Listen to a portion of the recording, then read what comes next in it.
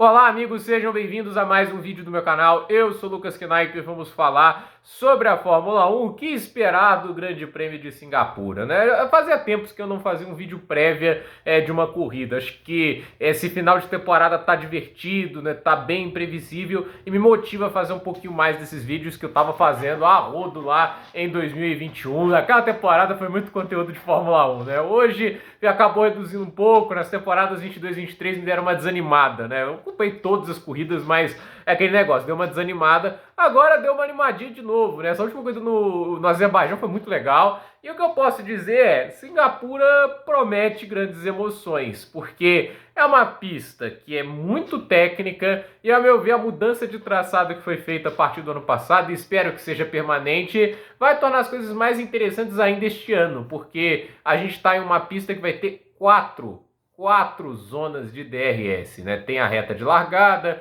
aí você tem aquela reta maior, né? Não dá para chamar de reta oposta, né? Porque ela não é exatamente oposta à reta de largada, né? Aí você vai ter aquele trecho mais sinuoso, aí você tem uma pequena reta depois daquela ponte, aí você tinha um traçado que você ia para aquela curva do estádio, né? Tipo, só que agora essa curva do estádio foi retirada e você segue reto para antepenúltima e penúltima curva do traçado, né? Aí você ganha uma reta nova de pelo menos uns 400 metros, que na temporada passada não era zona de DRS, mas agora será, né? Tipo, eu acho legal que Singapura é uma pista de altíssima pressão aerodinâmica e as zonas de DRS não são lá as das mais longas, ao mesmo tempo que isso permite ataques, permite defesas, né? E acho que também, assim, a gente está vendo um desgaste de pneus mais pronunciado, pelo menos nas últimas corridas. Talvez isso aconteça também para Singapura. Talvez. Singapura já foi um lugar de desgaste de pneus bem elevado. A gente já teve corridas de 2 até 3 paradas. Não é o caso tanto para o que aconteceu ano passado, por exemplo, mas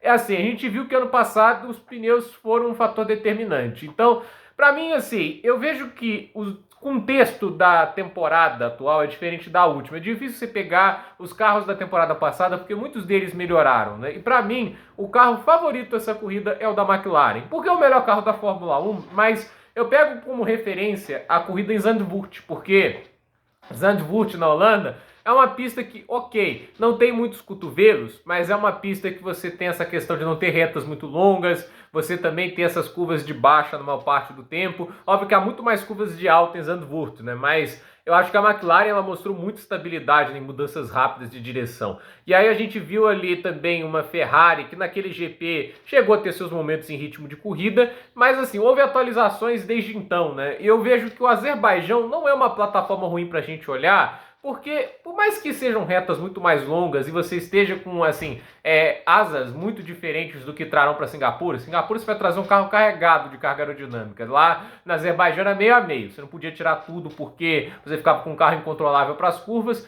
mas também você não podia colocar o carro todo carregado, senão ele vai andar na reta como se tivesse um paraquedas aberto atrás, né? Então, assim, eu olho para Singapura e eu vejo que esse ano a McLaren e a Ferrari devem estar fortes. Eu acho que esses carros devem ser os principais, mas eu penso que a Red Bull pode estar mais forte do que a Mercedes. A Mercedes não vem mostrando desempenhos muito bons em curvas de baixa, e em circuitos em que as retas não estão tão presentes, eles estão tendo problemas. É engraçado, né? A Mercedes com o Zero Pod era o pior carro de reta, agora é o melhor, né, dos principais. A gente viu isso no Azerbaijão nessa última semana, que as velocidades mais altas sempre eram do Russell, do Hamilton, mas obviamente isso tinha um custo, o carro acabava tendo menos estabilidade nas curvas, né?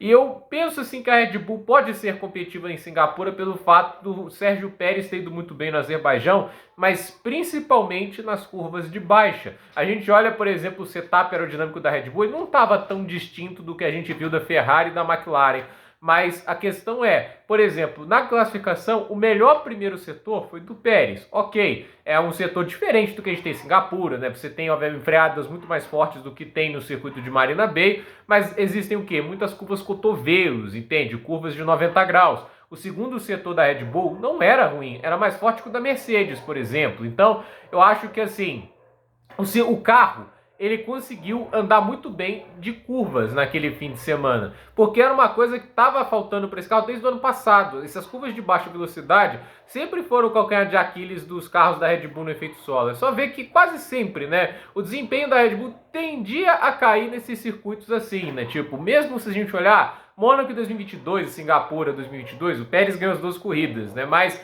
por exemplo, Singapura, o Verstappen teve aqueles problemas e tudo isso, né? Mas a Ferrari era o melhor carro, não era a Red Bull, né? Tipo, em Mônaco quem marca pole é a Ferrari. A Ferrari estava melhor no fim de semana. Mas o que acontece? Na corrida acontece o que acontece, né? Tipo, erros de estratégia, a Red Bull dá o pulo do gato. E em Mônaco não dá para ultrapassar. Mas assim, o Pérez não abriu vantagem na liderança, né? O Singapura até abriu, mas a Ferrari nitidamente era o melhor carro. E aí a gente via também para 2023, né? Tipo, Singapura, o que foi para a Red Bull? Foi um desastre. Em Mônaco, o Verstappen, ao meu ver, salvou uma grande classificação, né? Mas quando a gente para pensar em Singapura, eles não passaram por Q3. Porém, é um carro diferente. Era um carro que se destacava em curvas de alta velocidade e longas retas. Agora a gente vê um carro que está se destacando um pouquinho mais nas curvas de baixa, pelo menos pelo que tiramos do desempenho do Pérez no Azerbaijão, que tem que ser mais a referência, porque foi onde a Red Bull colocou uma atualização de assoalho que todos, pelo visto, ficaram satisfeitos. Então eu ficaria de olho tanto no desempenho do Pérez e do Verstappen, porque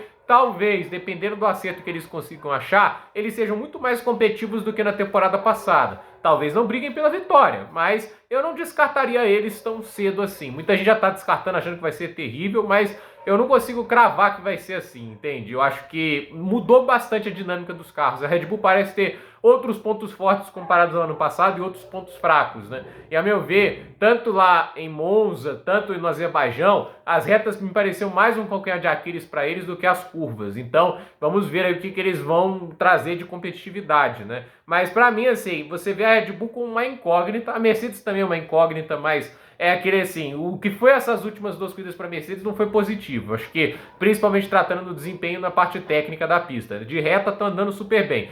Agora, pensando nas equipes ali mais do médio escalão, a gente pode falar talvez da Haas, né, que é um carro que historicamente sempre teve desempenhos interessantes ali em Singapura na classificação.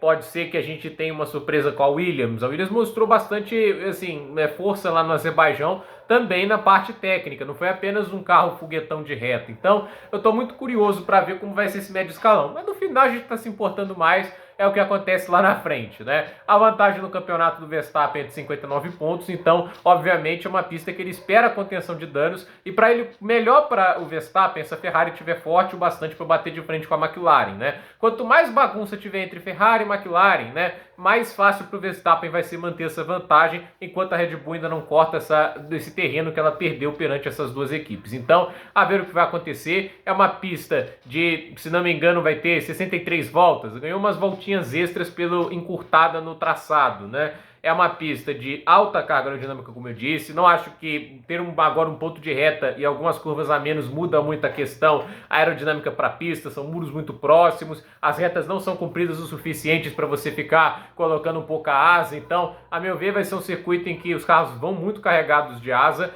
O desgaste de pneus pode ser determinante, não sei se eles vão estar desgastando mais do que no ano passado. No ano passado o Sainz, se não me engano, ganhou com uma parada só. A gente vai ter, como eu disse, um ponto de DRS a mais, o que vai facilitar ultrapassagens e, ao meu ver, até dificultar coisas como o Sainz fez no ano passado, de tentar ali trancar os carros de trás, né, não permitir que eles se aproximassem tanto. Então, eu acho que isso torna até um pouco mais complicado. Não impossível, mas complicado. Então, acredito que vai ter mais condições de ultrapassagem, mais facilidade para corridas de recuperação.